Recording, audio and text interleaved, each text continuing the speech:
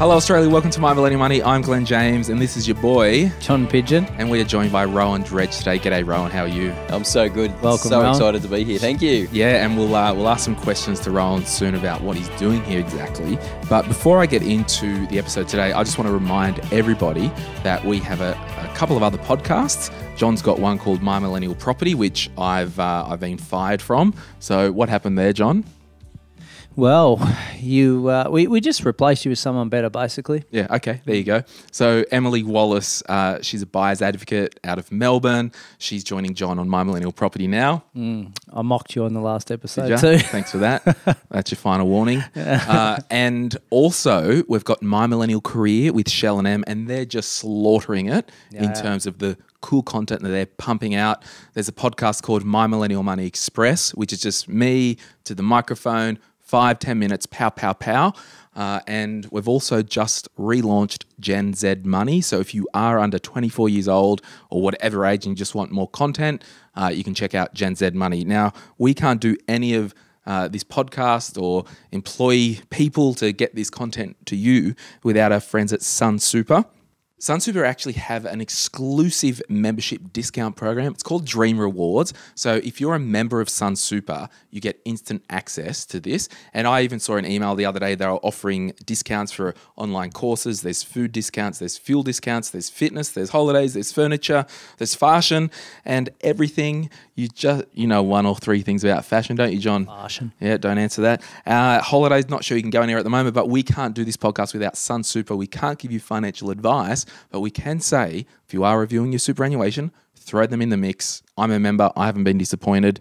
John can't be a member because he's got his own self-managed super fund. So that's I endorse your decision. Yeah. So, and that's just an example of one shoe does not fit all. So thank you, Sun Super. Now, Ro, you ready? I'm here. You ready to have a chat? Ready. Let's pluck this chicken. So, Ro, give us the 411 or the 892 or whatever the cool kids are saying on the street about what you're about, what you do, and what you're doing here today. Yeah, look, I'm really privileged to be here for a start. I'm looking forward to this conversation. I love talking about leadership. I love leaders, and I love people learning leadership as well. And that's probably my main game. I got given a responsibility as a 17-year-old to take a whole group of people across Sydney on public transport and organise the whole thing without being asked what to do or how to do it. And no one ever said that was a leadership exercise. But looking back, that's exactly what it was. And pretty much for the rest of my life, I've been figuring stuff out along the way with those sorts of things. I started life as a high school teacher. I've been in not-for-profit leadership, and now I run my own consulting practice and love every minute of it. Yeah, and I think it's so funny, like the non-for-profit sector, you usually get a lot of volunteers in that world, whether it's the Meals on Wheels club down the road and they've got volunteers helping deliver meals. Leadership really comes to the top when you've got people that they don't have to be there, and a lot of the time they're not getting paid. So you do learn a lot in those situations. Yeah, it's a nice way to dip your toes in the water, isn't it? Because volunteers, everyone loves a volunteer, appreciates a volunteer, or maybe not always appreciates them, but it gives them a chance to lead in an environment where they don't have to submit a resume or get approved to get the job. You just go and do it, right? Well, I think the beauty of volunteerism too is that you're dealing with a currency that's not money too. Yeah. So you're not an employee, and you're not somebody that's turning up because you're getting a paycheck, and that's a two-edged sword. On one hand, you're actually doing it because there's something more valuable and more important to you, and another, you're actually trying to work out what your best contribution is with your available extra time. Yeah, and I think that's a really important thing to go through. Somebody that gives time to a not-for-profit, a community group, a club, a surf club, or something they believe in my mind, they're a true hero. Yeah, so going back to your 17-year-old experience, were you reluctant to take on that responsibility across Sydney? Because I find, before you answer this, a lot of those crossroads that we get to in life, saying yes, even though we've got a bit of a knot in the stomach about doing it, actually gives us so much of a learning experience to fast forward our experiences. Yeah, it's so true. You know, when you think back and you go, if I actually knew at 17 what I figured out at 35 Yeah. or however it works. You know, I would have done that so much better or so much differently, you know. I suppose that's true. But on this occasion, I had a person who was a bit older than me. His name was Stephen. He believed in me. Yeah. He gave me an opportunity and I had a crack. And it was as simple as that. Now, I was probably blissfully unaware of the safety net that he had set up around me. Yeah. So perhaps the success was not all my own doing again. But when you unpack that for a minute and you go, well, how does that make sense as a leader? Well, hang on a minute. Someone believed in you. Yeah. All right, do that. Give someone an opportunity. Do that. Yeah. Be their safety net. Do that. Doesn't that speak to you were willing to put your hand up and take on that? If you didn't put your hand up, he would have given it to someone else who could be sitting here today instead. So when I trained as an executive coach, my coach trainer said this: say yes, then figure out how. Yeah. And I just think, you know, if you're interested in growing as a leader, you forget the title, forget the position. I mean, one of the questions that came through is, how do I lead from the middle of the pack? You say yes, and you figure out how. Yeah. Because the best definition of leadership that we're leaning into the future is not position. It's not title.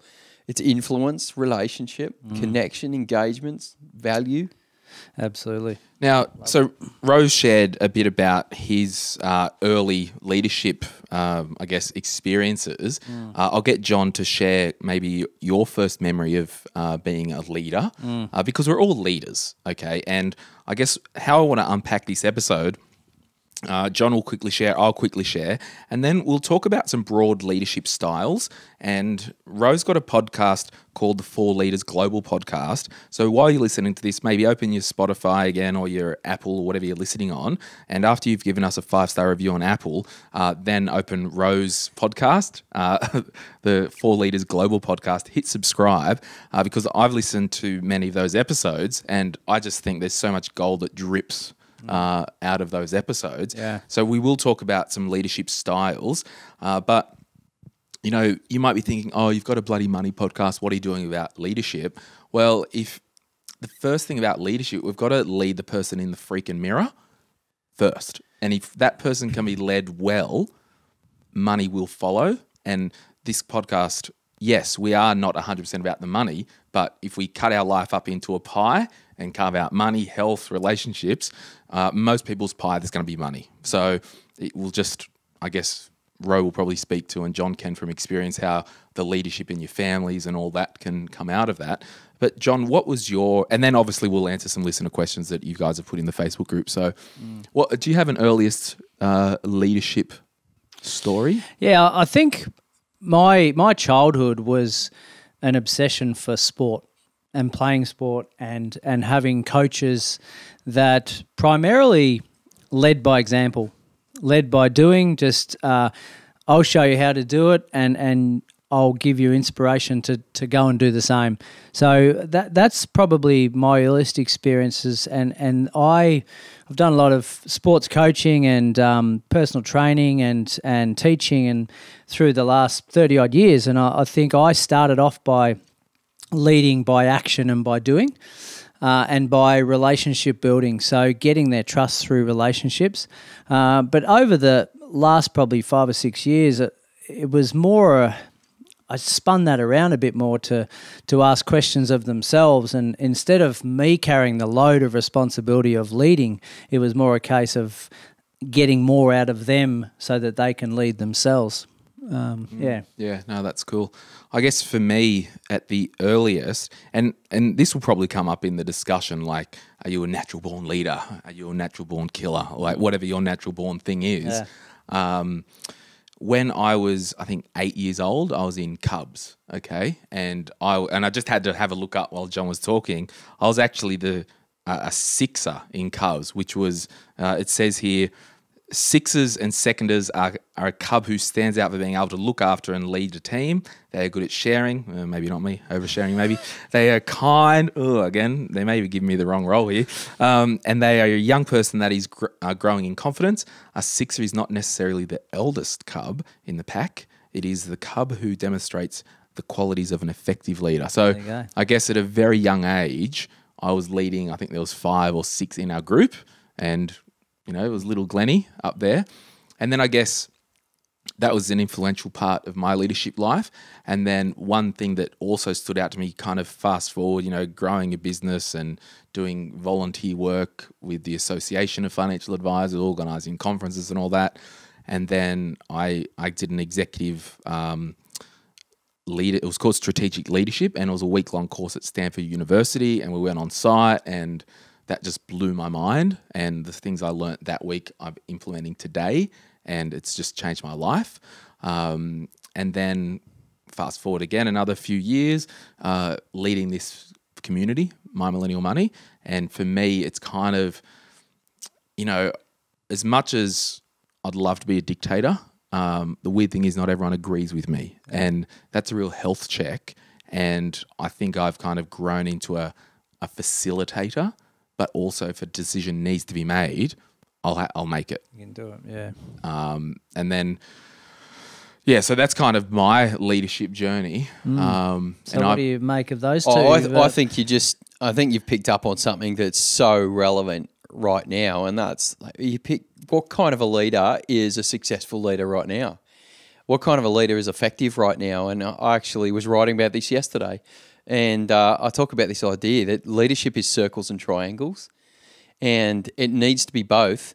And what I mean by that is a circle is something that's flat, shared power, shared opinions, and a triangle is something that's got a pointy end. There's someone at the top, and a decision needs to be made. And the truth is that leadership needs to be a combination of both of those. Yeah. And I don't think people argue with that. Every time I teach that, every time I talk about it, no one says, "Oh, no, that's not true." Yeah. Where it goes off track is when you're supposed to be collaborative and someone walks in and they're just being really dominant.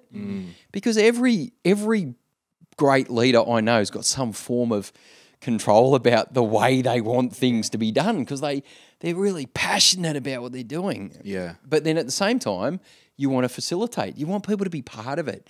But someone needs to make a decision. Is it you? Is it you? Is it me?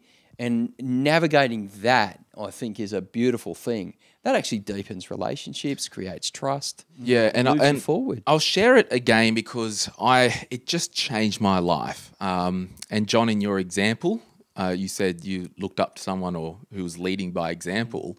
One of the big things that we learned in the strategic leadership course at Stanford is you can't lead by example, because if you are leading by example, you cap out at what you know. That's right. So what I've had to kind of design in everything we're doing, and I hope you who are listening to the podcast and watching on YouTube, what up? How are you? Hopefully you're subscribing and liking and leaving a comment and all that stuff that people do. And I hope, you'll see it in the M3 community that I'm now leading by design. And the professors at Stanford were saying, leading by design is creating systems and frameworks for those who you lead to flourish. And an example of that is the My Millennial Career podcast. So I've created a system, framework. I can't lead by example in the career space because I'm not a HR professional, but I can lead the community and give them a framework to flourish. So that's kind of my vibe. I think it's brilliant. So the education part of it always intrigues me. I've got kids at a primary school age at the moment. I've taught primary school and high school. My wife's a teacher. My mother-in-law's a teacher. My father-in-law was a teacher. We could be twins. Yeah. How's Christmas? Yeah, that's right. So I want to put it to you, Rohan, when you walk into a classroom and you're a teacher out the front, the old school way of teaching is I'll talk, you listen, take notes, hopefully you're learning or some of it's getting retained, and off you go into the world. The good teachers or the good educators now are empowering but giving responsibility and interaction to the conversation, aren't they? Oh, there's no doubt that there's been a huge shift. We're way past command and control. It doesn't fly. It doesn't work, and people walk away from it faster than they, than possible. And then at the same time, and I think this is the beautiful nuance with leadership. Someone's got to lead, The question is, how do they do that? And then how do they get that kind of engagement that you're talking about? How do we be someone who is a source of knowledge, but not the only place that we go to?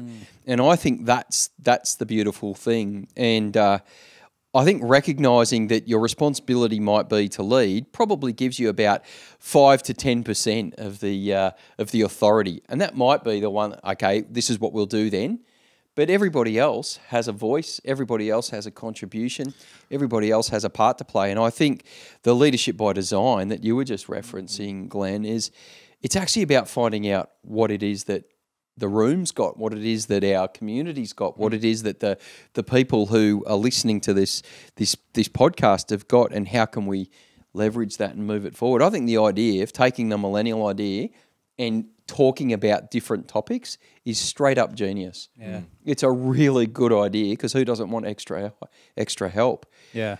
But I think one of the most important things a leader can say, John, is, I don't know, but let's figure it out together. Yeah.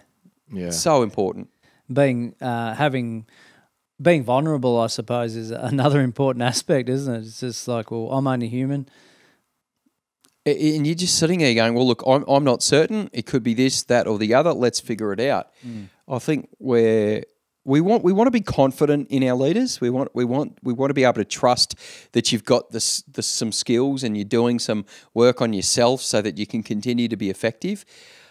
But there's the speed, the pace, the rate, and the size of change in our world, we can't keep up. No. And we're not designed to, but we are designed to lead together. Yeah. And we are designed to do it in community. And I think, again, you go back to the volunteering idea, that you just think, man, one of my favourite quotes ever is, don't just use all the brains you've got, but all the brains you can borrow. And it's funny, like you just said quote, and I don't know who made the quote up, but I always have it in my mind when I'm dealing with like the team, or if, you know, we've got someone who's volunteering in My Millennial Money at the moment. Hey, Jack, how are you? Are you listening to this?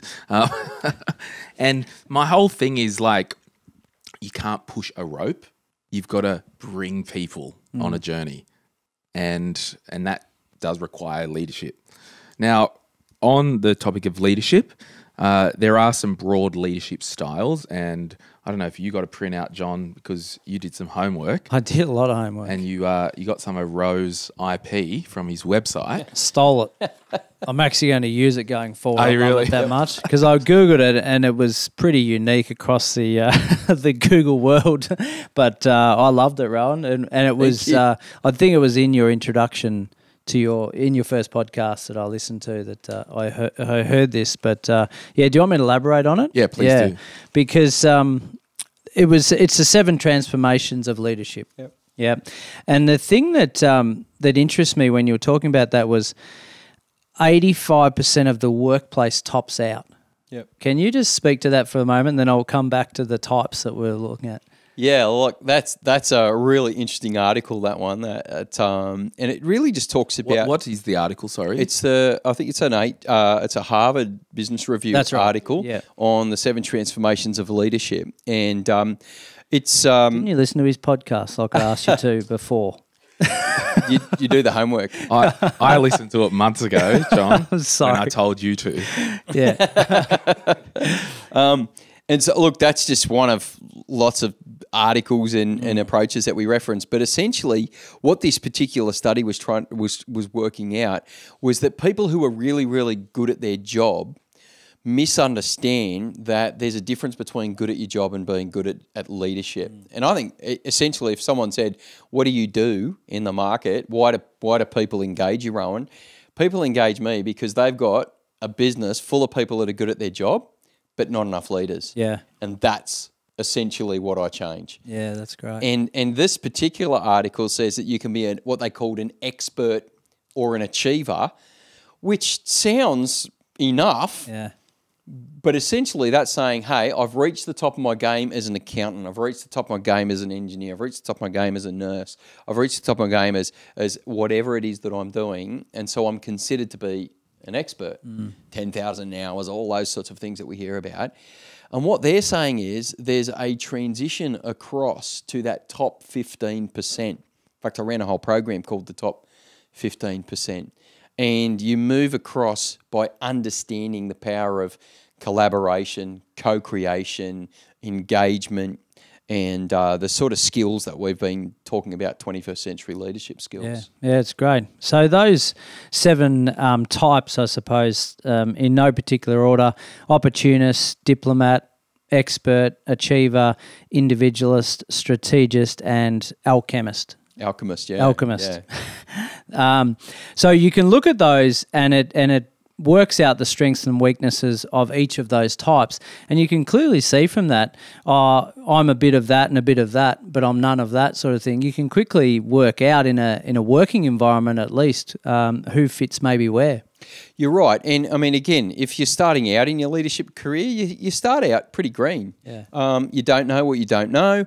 You're trying to work it out. You've got to work out not just what's expected of you in your role, but what the culture is in the organisation.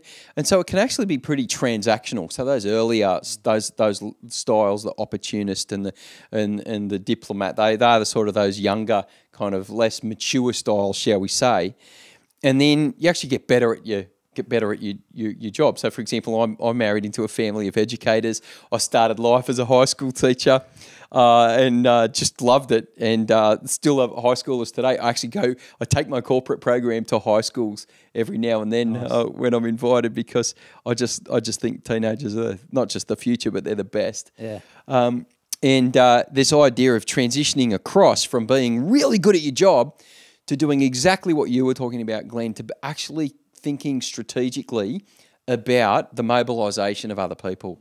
And I reckon that's a huge shift for a leader, because all those earlier styles are actually about your success. I was going to say that, yeah, it's amazing, isn't it? It's that selfishness, I suppose, isn't it? Well, and it's understandable. Understandable, right? Yeah, totally. Yeah, but it is self-focused. Yeah. But when you move across to strategist or alchemist or co-creator or collaborator, you actually start to mobilise other people. Yeah. And I reckon that's a really magical part of being a leader, because you can't control it, but you can guide it and release it and resource it. Yeah, and I think there's a couple of questions that we'll get to that, but like I really want to know, like, are there some personalities that actually aren't leaders? Look, I think it comes back to your philosophy of leadership for a start, the number one. And number two, I think it also actually comes back to, have you actually thought through what you think about personal growth and development?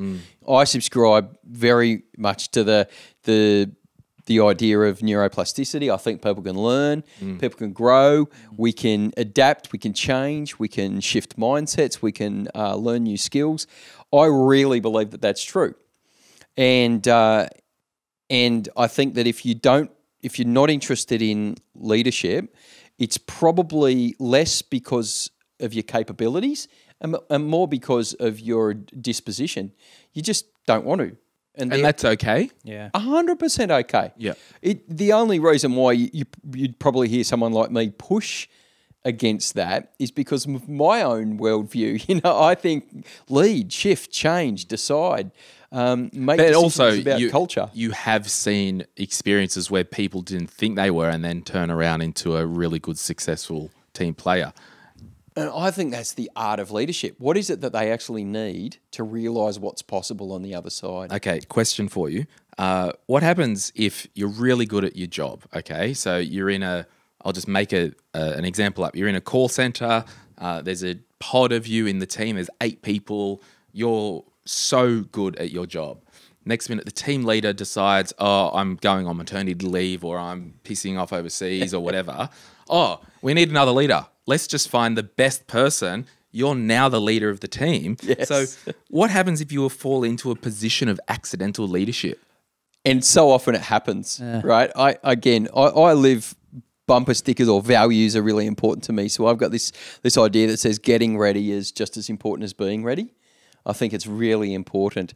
But what if you don't get that opportunity? Yeah. What if you come in and the briefing there is everyone's being told about what's going on with the day, and they look over and then they say, we're really pleased to announce that Dave's now leading the call centre team, and that's the first time Dave hears it because he hasn't checked his inbox. Yeah. Because his leader's incompetent as well. That's right, yeah. Communication. The person he reports to is not strong in communication. Yeah, broken telephone. Don't talk about my millennial money on the podcast, please. But here you go. Do 2 things. These 2 things, right? Stop laughing, Nathan. If that happens to you, like if you rock up and you all of a sudden become the leader, then Max Dupree said the first job of a leader is to define reality. So you just gather everyone together, shout them lunch, and you go, tell me what's going on. Yeah. Tell me what's going on. Define reality. Yeah. And, what's working, what's not working, and if we could have a wand and wave that wand, how would we like it to be different? Just keeping it really basic. Really, but what happens at that, John, is when you ask that question, people will share. And people, because I think sometimes we complicate leadership when it's actually a bit about what we're doing right now. What did you notice? What did you learn? What are you seeing? How do you reckon we should handle that? Yeah. So I often say to myself and to others, communication's often the problem and the solution. Absolutely. Yeah. So the second thing I'd say just quickly on that one, just sorry to jump in, is your role as a leader is to be clear more than certain. Because we don't know what's coming down the line. I'm writing that down. Business-wise. So clarity is more important than certainty. Yeah. And so, I live my entire life by a rule that says if I've got 70% of the information, I'll make a decision and keep moving. Now, I'm not building bridges, right? So 70% of the information is enough. Yeah. For me, I'm dealing with people. I'm dealing with decisions and emotions. You're not putting the SpaceX docking station together. Exactly, because a 30% differential is a very expensive mistake that will go viral. Yeah. But what I'm saying is, if we're clear that what we want to be in the next 90 days is a call centre team that delivers on this, or that cares about that, or that treats each other like this, write those three things down and go do them. It reminded me of something. You may have read this book. It analysed the world's greatest sporting teams over the past 100 years or more. And a guy went out and did this and reported back to find out of the top 20 what was the commonality between those top teams. Have you read the book? No, well, you'll have to help me out a little bit. Was it written in 1962? It was actually released about 2 years ago. And it's an unbelievable book on leadership. But because it was sport related, I loved it, right? And I glossed over it. And I've been caught out. So no, and I didn't give the title because it gives it away. It's called The Captain Class. I've got it. Yeah, You've got it. There you go. I've read parts of it. Yeah, it's really interesting that out of those teams, the captain wasn't the best player. They didn't necessarily talk the most. They weren't the most courageous, but they had qualities in them that meant that they could lead. Yeah. And so often I see in the sporting world, and maybe in business, where the person that's appointed to the top is the best at what they do, but not the best leader. Yeah, and that goes back to the call center example that I shared when you were probably on your phone looking at the book.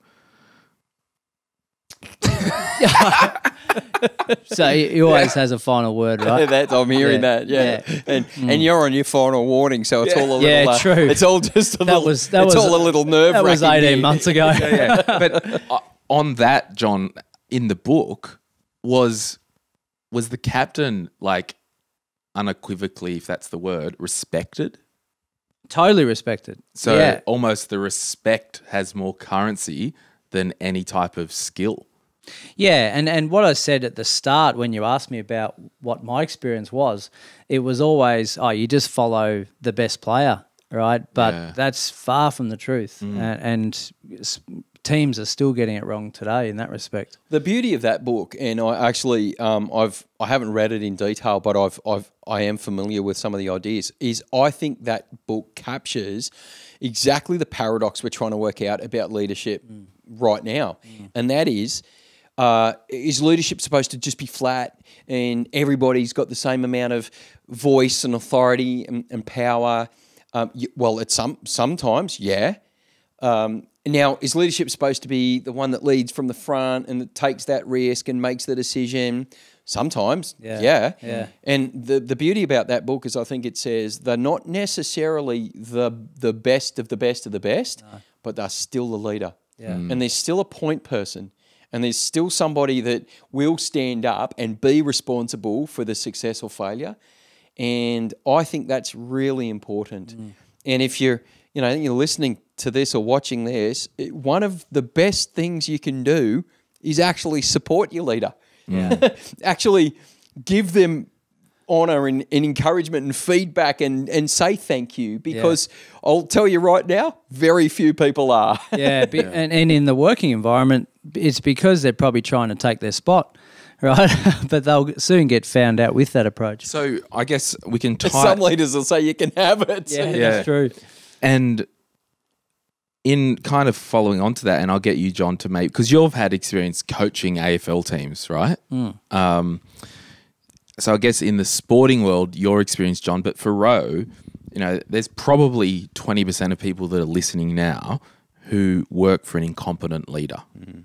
And well, not necessarily their employee, but someone they report to. So how do you deal with an incompetent leader that's been assigned? So it could be the best person elevated to leadership. We've all got to report to this person.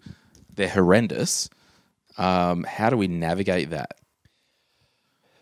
Well, John, You're the guest here. Glen did reference you. Yes, he did. You're the guest with the expertise, mate. I'll follow on from you. I'm going from a series of sort of downhill moves. You didn't know the book, can't answer the question. Yeah, true. No, not true at all.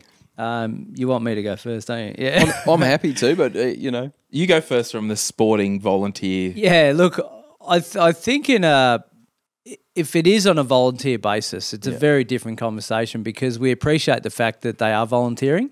They put their hand up or got their hand tied behind their back in the first place. Yeah. But if it's a paid position, then it's a totally different ball game, isn't it? So I've only really seen it from a volunteer perspective, I suppose. So normally they would realise that they're probably not fitted for that position anyway. And they would exit before. Yeah, true. Whereas in the corporate world, maybe they're getting the good dollars. They want to maybe stick around and try and make it work when the organisation can clearly see that it's not working. Because middle management, it's got a bad name for a reason.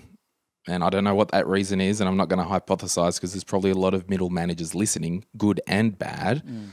But I guess, Ro, is it more of a probing question? It's like you approach it, because I wrote this down before, and I want to just tell everyone, every time we do a podcast episode, we always want it to have kind of a look through three lenses. Is it practical? Is it helpful? And we're adding value to the listeners. Yeah. So is there a practical thing? It's like, hey, leader, totally respect you, but can we do some more team development or something like that? Yeah, look, so let's just tackle the elephant of the bad boss. What if you're working for someone who's crap? And I've just interviewed a lady who's written a book called Bad Bosses. Right. And, she says, and she actually talks about the idea of working with one or even being one. And the truth is, in 30 years of leading, I've been a bad boss. So I think that's the first place to start, which is, leadership starts with looking in the mirror, and it starts with figuring out. In fact, the way I say it is, I say, all leadership starts with self-leadership, and all self-leadership starts with self-awareness. So the very first thing is, let's not throw rocks in a glass house. We don't know what's going on for that person. We don't understand all of their tensions and all of their life. But that doesn't mean that you need to be tolerant of the situation that you're in. If it's dangerous, if it's unethical, illegal, or immoral, you leave straight away and report it. I would have no question about that. So that you are, if that's your environment, you are not to stay there. Yeah. You ought to back yourself enough that you need to be, and you ought to be in a safe place to work. But typically it's temperaments, personalities, communication. And they said this with the intention of helping, but it came across as gruff or abrupt or rude. And so then we label it, and then it goes to HR, and it gets real complex. So you're working for a bad boss. I'd say these two or three things. Number one, firstly, you talk to and not about. Yeah. So you go to them and you say, listen, and I call everyone David and Sharon. So I go, okay, Sharon, I'd love to sit down with you and just talk about how things are going. And then get their story. Listen. So, first thing, talk to, not about. Second thing, seek to understand, not be understood. That's a Jim Collins statement. And so you actually want to know, where are they coming from? What are they thinking in this? And then ask permission to say, what's the best way to give you some feedback on how things are going here? So because this is how, and then you own it. You go, this is how I'm seeing things. This is how I'm what I'm sensing and hearing, and I'd love to be able to be part of the solution. Yeah, and this is how I'm receiving it. Is this your intent? Yeah. Because this is how it's received. Exactly. With respect. So I'll jump in here. We're one of the things I take to market now is this leadership assessment called the 5 Leadership Voices. And essentially it answers the question that says, what's it like to be on the other side of you? What's it like to be on the other side of you? I know you just grimaced. I do not want the answer to that question. Ask my wife. Right? I know. I'm self-aware enough to know it's a nightmare. Yeah. Sorry, everyone. And look, Let's just pause on that. I know. Because even just that question. But understand my heart, please. Yeah. So what is it like to be on the other side of me as a leader, of me as a dad, of me as a partner, what's it like to be in my team? And I'll tell you, over the years I've been leading, some days it's been as good as it gets. Yeah. Other days, I don't even want to be in the team I'm in. Yeah. And you run it. That's right. And I'm the leader. And this particular assessment is best on ground when it comes to giving you feedback on how other people experience you. Yes. Right? And so, as it turns out, I'm on this particular voice order. I'm the 2 most forceful voices. I know what I want. I'm happy to tell other people to do it. And I'm quite happy to sort of put my head down and take the mountain. Can I jump in and ask a question? Yes. Yesterday, so we use Slack in our team, and Jess, the producer of the show, and Jess, our design, comms, marketing, like amazing Great women. girl, yeah. We've got a Slack channel, just the 3 of us in the chat, and then there's different chats. Anyway, we got onto a topic about what's our Enneagram, what's our Myers-Briggs, okay? Yeah.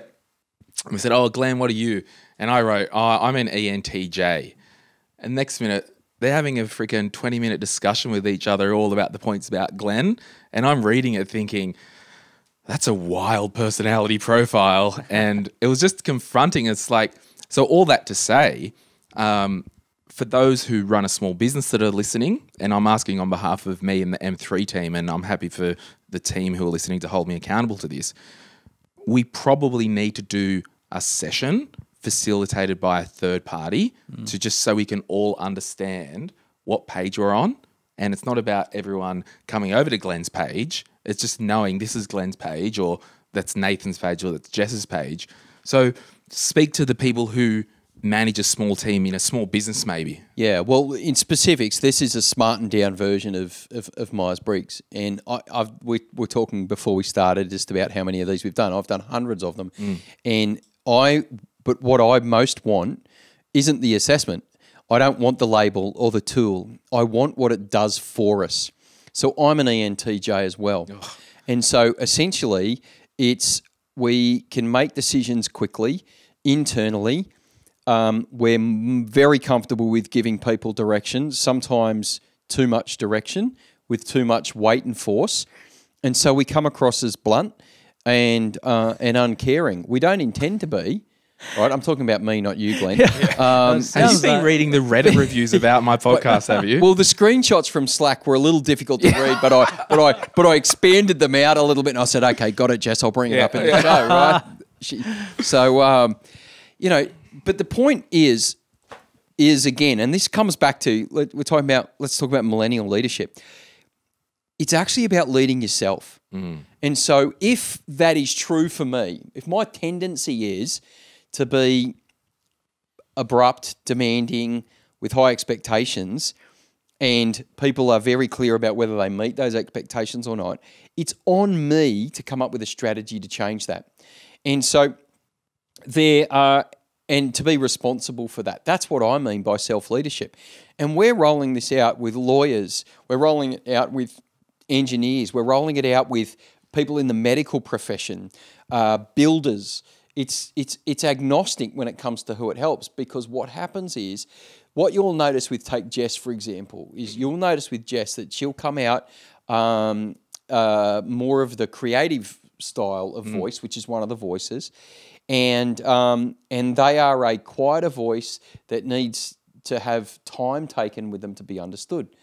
And when you know that, even an ENTJ can adapt their leadership style, even that pioneer connector, which is the voices. So we'll put a link in the show notes to that program. I had a look before on the website. You don't accept everybody. You fill out an application. Yeah. So if you're serious, or if you run a team or a small business and you are serious about actually doing something, and again, we talk on the podcast all the time, and the Career Girls talk about it. You know, you might not be able to get a pay rise today because of COVID, but there might be budget for extra education and learning and professional development. Yeah, exactly. So what type of price point would be on that? Well, the assessment itself is free, and I'm getting confused. No. They're two different. They're connected things. So the assessment itself is free, and I know that we'll have the link there. Yeah. The actual program that we're rolling out at the moment, the Leadership Accelerator, is 2,997, 2,997 plus GST. Yeah. It's a 6-month program, but it's about 4 hours a month. Yeah. So it's something that either you can enroll in either as an individual, or we're in conversations with businesses who are sending 10, 15, 20, 30 people to this group. Do you think it would be appropriate for My Millennial Money team? Well, you know, I didn't know this was a sales call, but appropriate answer is yes. That's an absolute yes, Glenn. It's small teams, large teams. It's got scale. It's got digital platforms, so it kind of leans in. But again, let me just want to emphasize why, and that is because when you know yourself, you can lead yourself. True. Yeah. It's changed my leadership. I've been leading 30 years. I've learned just as much in the last 3 years as I have in the last 15. I was thinking that as you were saying that, it's a great thing about leadership and life, isn't it? You continue to evolve, and the moment you stop doing that, you become stale and outdated. Which I think why sport is such a good metaphor, because a game is never the same game twice, and it changes, and you've got to be able to have that level of adaptability as a leader. But yes, the answer is yes. It would actually shift the dynamic for you, and it would mean that people would understand how to lead you as the leader, and it would help you how to lead them as the people in your team and get more out of them. Yeah, so I might talk to Ro after the podcast about doing something, because I know we want to grow the team, and you know, and it's again like the team will find out about something that's on my mind in the Facebook group publicly. Like he finds out stuff we're doing all the time. Yeah. Oh, we've got a new business direction strategically. Everyone knows, oh, by the way, team, we're doing this. Like, because my personality is shoot first, then I'll look at aiming. Yeah, so we've got strategies that actually help people with that, and that actually get you greater engagement, better scale, and a much better quality product. Sorry, John.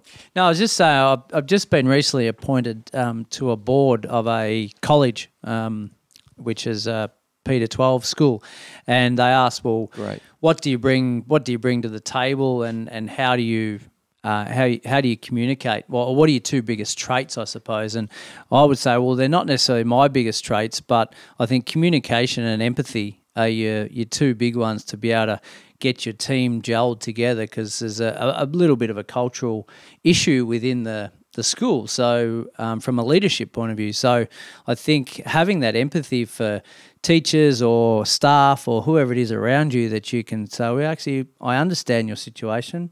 I've got your back, and you're simply communicating with them, not from a top-down point of view, but we're all on the level playing field. Yeah. We're going to take a quick break, and then we're going to come back to Community Member of the Week, and then we're going to go through the Facebook group, all the questions you've put, do some rapid fire, and we'll get on with it. All right, Community Member of the Week. Connor, you are up. Thanks for being part of the My Millennial Money community. Connor, and this is like, we do these podcasts for the Connors of the world.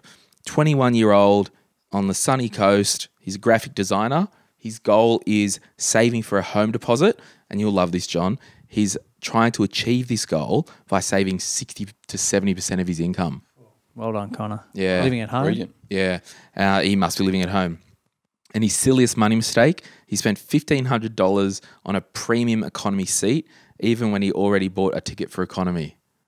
Ooh. Has he been listening to you too I much? think I've done the odd upgrade, but is it silly or is it wise? I'm not sure. Well, he's only done it once. He's only done it once, but again, Connor, thank you so much for listening. And I'd encourage you you're a graphic designer.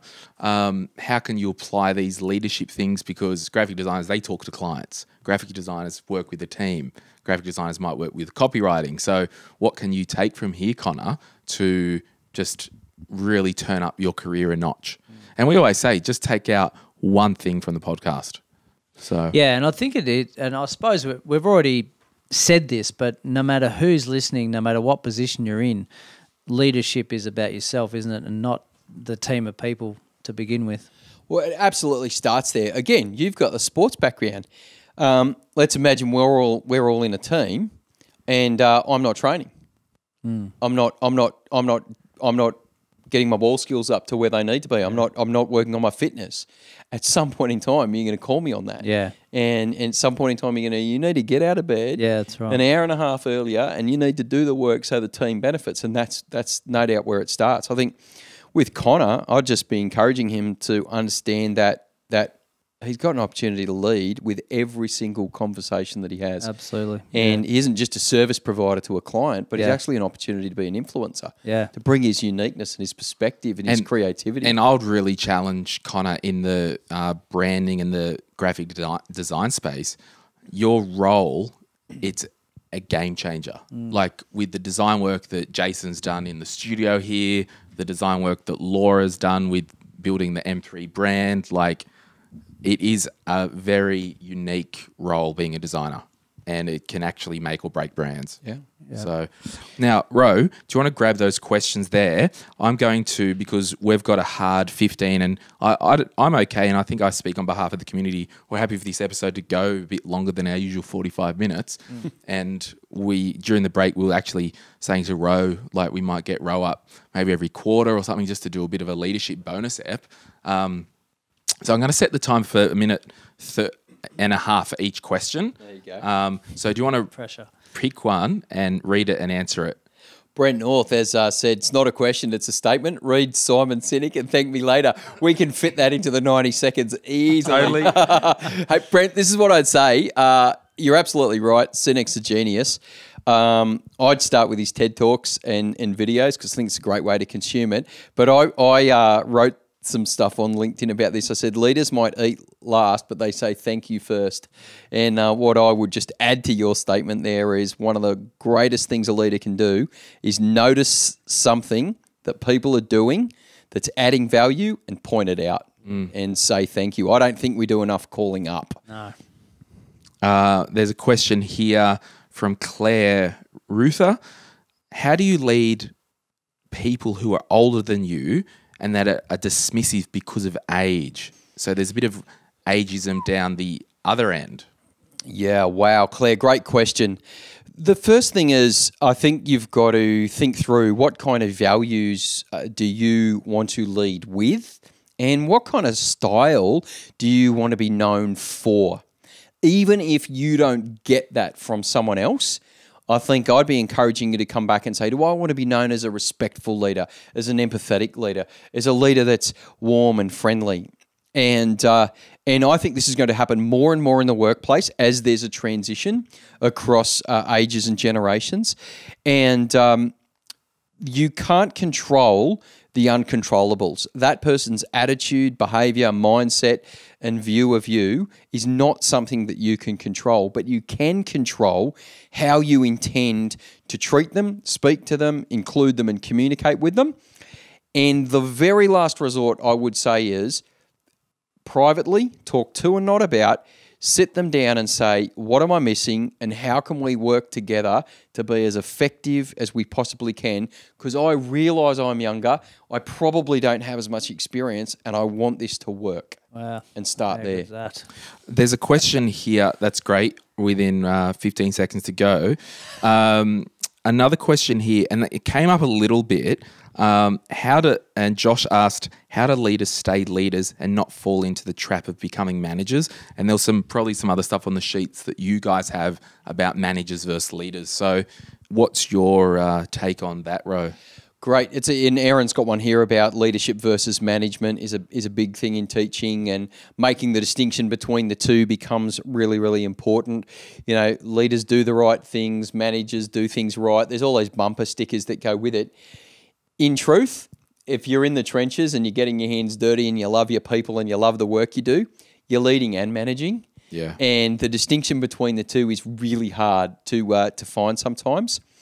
I think the difference is that are we setting direction, and are we thinking about some of the more contextual or esoteric things? So strategy, culture, rhythms. My friend Darren and Alison Hill talk about artifacts and rhythms and things that we look to help guide us as our team identity.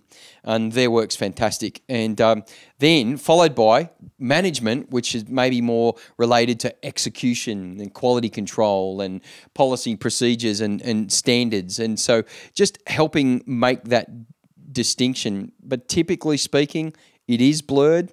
But sometimes you've got to stop, you've got to put your head up, and you've got to go, I know we're being really efficient, but are we pointed in the right direction? And that's the job of a leader, really. The job of the leader is to set direction. Well, time's up. You got a question, right on John? the bank. Or how do I? It's like my bloody alarm in the morning. That would not start my day press well. snooze again. Yeah. This one here from Nay Hop. Do you think you can still be an effective leader without necessarily climbing the corporate ladder? Yeah, no, great question, because the other question that dovetails into is, can you lead from the middle of the pack? Again, I think particularly around millennials, you have to understand you are a leader wherever you are placed. Your position, your title, your education, your standards, your standing, in the organisation. Just wake up each day with the frame and the mindset and the reference point of, I'm going to lead today from wherever I am. Yeah. So my question is, unreservedly, yes, because your commitment to leading starts with self-awareness, leading yourself, and then finding where you can make the best contribution right now. Because we keep painting this picture as that single person who's going it alone at the front that everybody's trying to keep up with. But more often than not, what we're trying to do is actually keep the team together and keep moving forward in a way that has engagement, in a way that has connection and culture and communication. And so absolutely is. And you're never too young to start. No. I don't know how much time I've got left, but my little girl, she started a business when she was 7 because we want to teach her how to lead. Yeah. Can I just quickly get 5 seconds of my own? I just think in Nay's question there, I'm thinking maybe that she's saying, well, I don't want to climb the corporate ladder. But what I would say to someone like that is maybe if you don't see yourself as a leader, you can easily become stale and demotivated. So you start resenting the environment that you're in. Yeah, look, and if I missed that part of the question, no, I'm sorry. But again, that comes back to motivation. What do you actually want to be? What do you want to do? Where do you see your best contribution? And if you actually think, in this role, I can do the best work that I know to do, and you're comfortable with that, then do the best job you can. My guess is you're probably capable of more. Yeah. Nay, that's what I would say, and I'd encourage you to explore those options and land on a definition of leadership that you want to grow into. Yeah. That's really important. Yeah. And would you say, I'm still going to go on this, Yeah, organically you would climb the corporate ladder whether you liked it or not because of the leadership qualities that you've got in you? But again, you got to remember that doing your job is different to being a leader. They're a different skill set. Yeah. And typically what happens is we promote experts and we promote achievers, but we haven't taught them how to be leaders. And that's the work that we do. And what I would say is while Nay and all the Nays in this world that are listening to this conversation, while you are doing your job, make a commitment to becoming an effective leader. Make a commitment to learning the skills, finding out what's going on, what's current, what are people thinking about, talking about, and grabbing a hold of that. Find someone in the organisation whose character and whose posture and how they roll is something that you admire, and buy them lunch. Great. Right? Question. The corporate world, there are many people who listen who are high-end, high-level executives. And that executive might want to move up into, well, I'd say high-level managers, high incomes. They might want to move up to that next position. Sometimes they love their company, but an old prophet said a prophet isn't honoured in their own town. So that means that was Jesus Christ for anyone playing at home. That means they've often got to change companies because they're not valued, because familiarity breeds contempt. So how does somebody who loves their company, loves their culture, wants to actually move up there, like what do you do?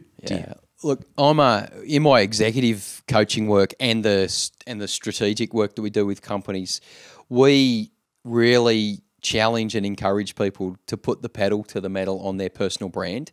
And in terms of just the who we're talking to in My Millennial Money, personal brand is a natural thing to that age group. It isn't necessarily to others.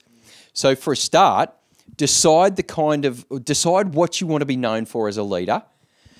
Give your absolute best to your employer because they are honouring you with remuneration, and look for ways to add value in the organisation, because a move is always going to be one of two or three things. It's either going to be a move up in your current organisation, it's going to be a move sideways to another organisation, or it's going to be a move sideways to another organisation and up. And they're really the three options that you have.